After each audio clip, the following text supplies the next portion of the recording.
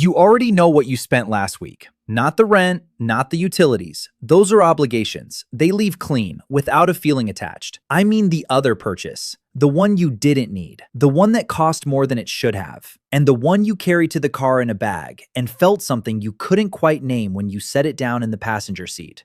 You didn't buy that thing. You sent a message. And here is what nobody in your life has ever told you. That message never stops. Not when your salary doubles. Not when the debt clears. Not when the number in your account becomes the kind of number you used to think only happened to other people. The message just changes language. It moves to a different frequency. And the higher you climb, the more invisible the transmission becomes. Until the silence itself is the most expensive signal you've ever sent. By the end of this, you're going to look at every purchase you've ever made and understand it differently, not as a transaction, as a sentence you wrote about yourself. And once you see it that way, you cannot stop seeing it. That's not a warning. That's the whole point. You make $28,000 a year, hourly, with a schedule that changes every week. Your rent takes 38 cents of every dollar before you spend a single cent on anything else. The math after that is not comfortable, and you know it better than any spreadsheet ever could because you live it on the 14th of every month when the account gets thin. But there are two things in your life that are perfect.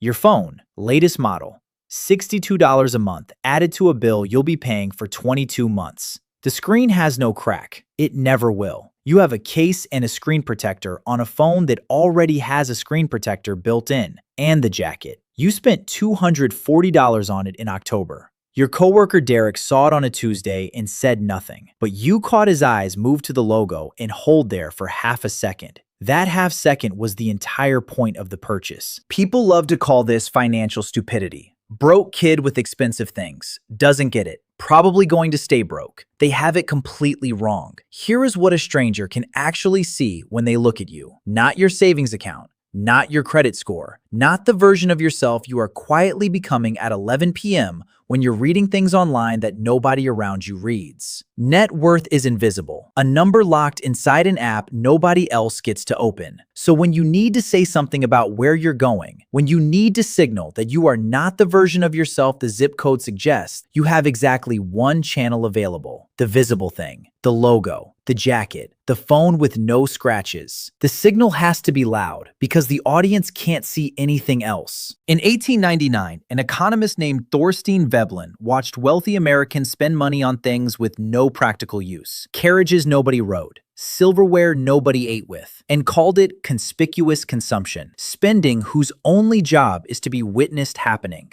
He thought it was a disease of the privileged class. He had it backwards. It doesn't start at the top. It starts here, in a one-bedroom apartment, with a jacket that costs more than the electric bill. The less visible your actual progress, the louder the signal has to be. It's not stupidity, it's math. The salary is 4 times bigger now. There's an office, a title in your email signature, a parking space with your name written on the wall above it in small black letters. And every morning when you pull in, something about those letters feels like evidence. The jacket is gone. You'd be embarrassed by it now. What replaced it is harder to name, but easier to price. A leased car. German, dark gray, $620 a month. That sits lower than every car you owned before. An apartment in a neighborhood where the coffee shop on the corner has 11 words on its entire menu and charges $7 for the second one. A gym membership that costs $195 a month when a perfectly functional gym 3 blocks away costs $35. Because someone at the $195 one introduced you to someone who changed one thing about your career. And that made the math work. Your friend Rachel calls on a Saturday morning. She still lives near where you both grew up. She asks what you've been up to, and you mention the trip. 4 nights, a city in Europe, the restaurant that took 3 weeks to get a reservation at. There's a silence on the phone that lasts about a second and a half too long. You fill it by changing the subject. Here is what's actually happening at this income level. The signal didn't stop. You didn't grow out of it. You swapped audiences. At $28,000, you were broadcasting to people who could read jacket logos. At $115,000, you are broadcasting to people who read postal codes, steering wheel badges,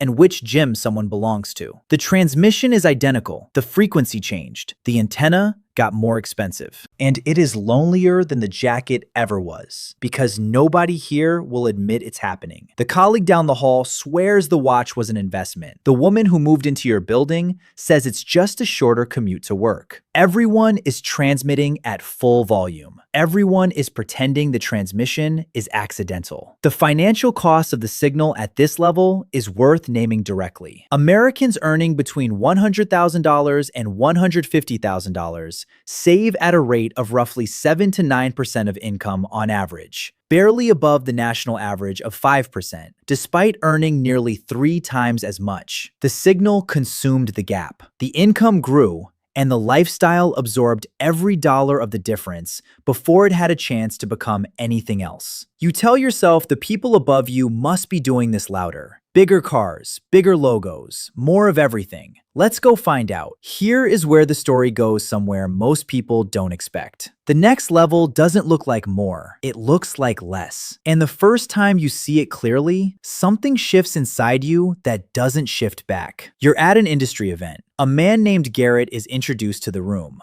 Someone mentions, quietly, what Garrett's company sold for 2 years ago. Garrett is wearing a fleece, the kind that comes in a value pack. He drove himself here in a car you recognize as at least 8 years old. When someone asks about it directly, he says the car starts every morning and he moves on. You watch people's faces as they recalibrate in real time. The confusion, the flicker of something, concern maybe, or respect, and then the specific discomfort of realizing their own signal just got read back at them. You don't stop thinking about Garrett for 3 days. The car in your driveway is 11 years old. Not because you can't replace it, because somewhere on the climb you noticed something that genuinely unsettled you, and you could not shake it loose. The loud version of wealth is the dialect of someone still climbing. The car that announces money belongs to a person who needs you to hear the announcement. The logo that demands your attention is asking for something. Once you saw that, you could not unsee it anywhere. 2 economists published a study in 2002 examining how people signal quality, status, and ability across different levels. Their finding was almost rude in its simplicity. At the middle levels, people signal constantly. They have to, because their position is not yet secure. At the top levels, signaling decreases sharply. The most established players signal by refusing to signal at all, and the refusal becomes its own language, one that only other top players can read. They called it counter-signaling. The 11-year-old car is not a financial decision. It is a sentence written in a language most people will never learn to read.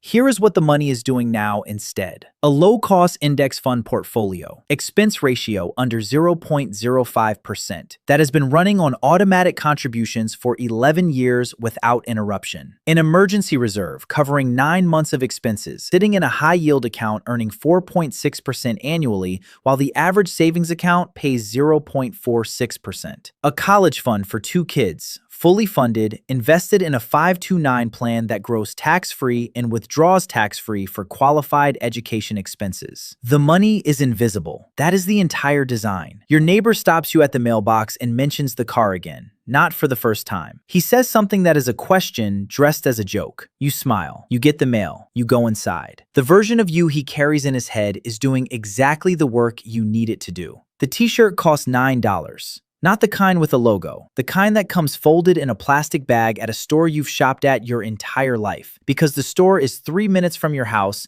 and the eggs are the same eggs. Your phone has a crack across the lower left corner that appeared 4 months ago. You have not fixed it. The thought occurs to you occasionally and then leaves without urgency. The people in your actual life, the ones who operate at your level, they know precisely what you have, because they have it too. None of you ever say a number out loud. The knowing is silent and total. The silence is the entire conversation. 2 researchers named Thomas Stanley and William Danko spent years studying actual millionaires. Not the people who looked wealthy, but the people who verified balance sheets put in the top tier. What they found surprised everyone who expected to find penthouse apartments and imported cars. The typical high net worth individual drove a used domestic vehicle, lived in a house below what they could afford, had neighbors with higher visible lifestyles, but a fraction of the actual net worth. The millionaires were walking past you in regular stores, and you were forming zero thoughts about them because they gave you nothing to read. That was the point. At $5 million, what you spend money on is being left alone. Privacy. The ability to move through a grocery store, a parking lot, a neighborhood street without triggering a single calculation in a stranger's mind about what you might be worth. You paid to become unreadable. The signal didn't disappear.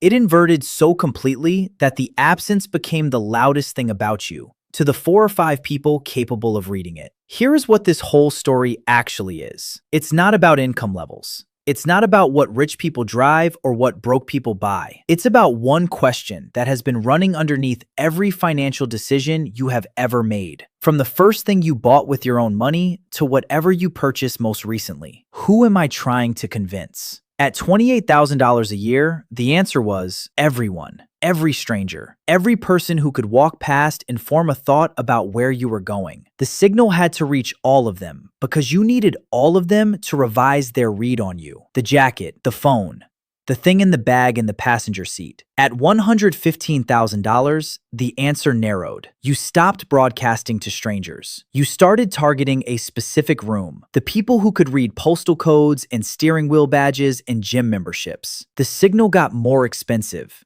The audience got smaller. At $2 million, something happened that most people never feel. The answer to that question changed. Not because you became a different person, because you finally reached a place where you could afford to stop caring about whole categories of people's opinions. And you found out what that felt like. It felt like nothing you expected. It felt like putting something down you didn't know you were carrying. At $5 million, the answer to that question is almost nobody. 4 people, maybe 5. The ones who already know, who don't need to be told, and who would never say the number out loud in any room you'd both be standing in. The $9 t-shirt is not modesty. The cracked phone is not an oversight. The 11-year-old car is not a financial decision. They are the final answer to a question you've been asking your whole life. And the answer is, I don't need you to know. That is the most expensive thing you will ever buy. The freedom to stop explaining yourself to people who were never going to understand anyway. Think about the last thing you purchased that wasn't purely functional. Not rent,